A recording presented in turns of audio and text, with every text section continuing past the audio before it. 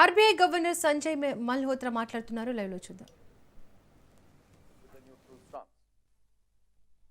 I shall now briefly set out the rationale for the MPC's decisions.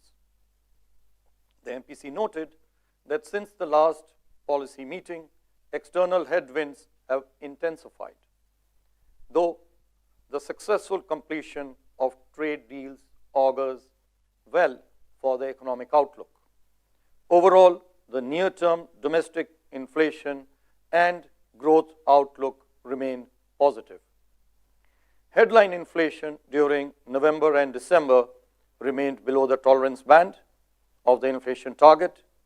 The revised outlook for CPI inflation in Q1 and Q2 of next year at 4% and 4.2% respectively, revised slightly upwards, continues to be benign and near the inflation target.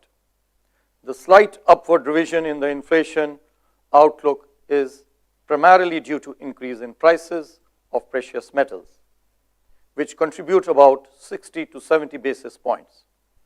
The underlying inflation continues to be low. On the growth front, economic activity remains resilient. The first advanced estimates suggest continuing growth momentum, driven by domestic factors amidst a challenging external environment.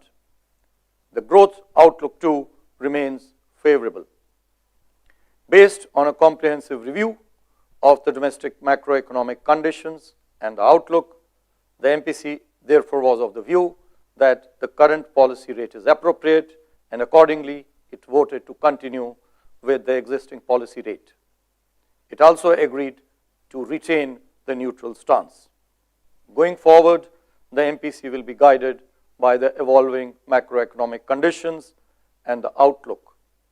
Based on the data from the new series in charting out the future course of monetary policy action, you are all aware that in a few days we will have a new series for both GDP as well as inflation.